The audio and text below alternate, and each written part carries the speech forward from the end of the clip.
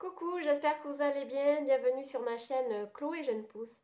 Aujourd'hui, on fait une fiche plante sur mon très récent achat plante le beau bégonia maculata.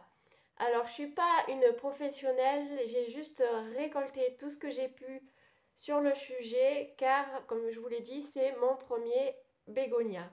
Et donc, j'ai choisi le maculata qui a des feuilles bien vertes et des taches argentées et le derrière des feuilles bien rouge parce qu'il est assez graphique et design, il est vraiment super beau. Alors d'après ce que j'ai pu comprendre, c'est une plante vivace bambousifère par rapport à ses tiges.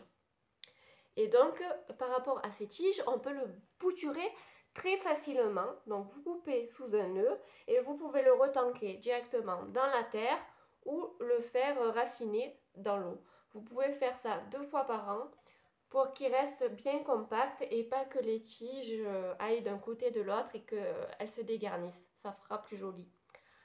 Alors, il est important de le tutorer du coup, parce que c'est une plante non retombante, c'est plus une liane.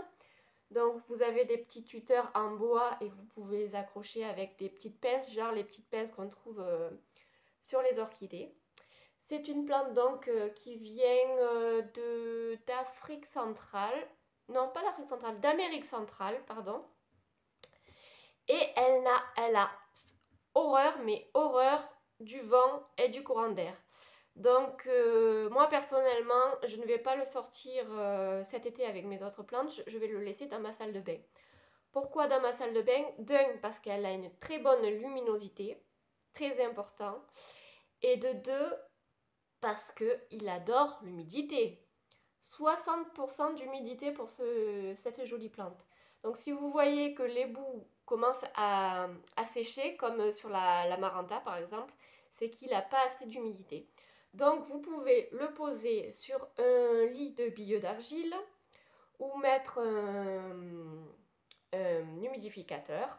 Et bien moi je le laisse voilà, dans ma salle de bain parce qu'il y a beaucoup de lumière et parce que c'est humide. Voilà. Donc je viens à peine de l'avoir, donc là je l'ai rempoté. Préférez un pot plus petit, assez proche des racines, pas trop gros parce que qui dit pot trop grand dit plus long à sécher, qui dit que les rhizomes à l'intérieur risquent de pourrir. Donc préférez un petit pot en argile. Pour le substrat, bon, j'ai mis billes d'argile un petit peu au fond. J'ai mélangé terreau-plante verte avec de la perlite. Voilà, vous pouvez voir la perlite ici. Terreau, plante verte et perlite. Donc arrosage genre une fois par semaine. Faites attention, voilà, vous regardez si c'est sec à la surface, vous pouvez arroser. Faites attention justement voilà, au pourrissement des racines. Donc, qu'est-ce que je peux vous dire d'autre? Il peut grandir assez haut. Mais bon, si vous voulez qu'il reste compact, voilà, bouturez-le assez souvent. Ah oui, il peut faire des fleurs. Alors, il peut faire des fleurs, mais pour qu'il fasse des fleurs, apparemment, il faut beaucoup de lumière, d'un. Et de deux, il faut acheter de l'engrais plante fleurie. Si les fleurs, ça ne vous branche pas spécialement, vous pouvez lui mettre de l'engrais plante verte. Voilà. Alors, qu'est-ce que j'ai oublié? Je fais un petit résumé.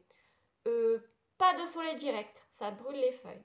Une bonne humidité, un terreau plante verte avec du drainage, comme de la perlite, un bon tutorage.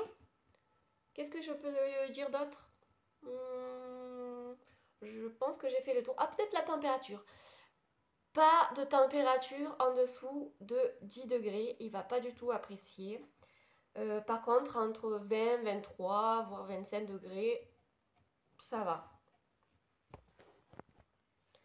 Alors, pour finir, si jamais vous arrosez trop, il se peut que les feuilles tombent. Donc, si les feuilles tombent, posez-vous la question si vous l'avez trop arrosé.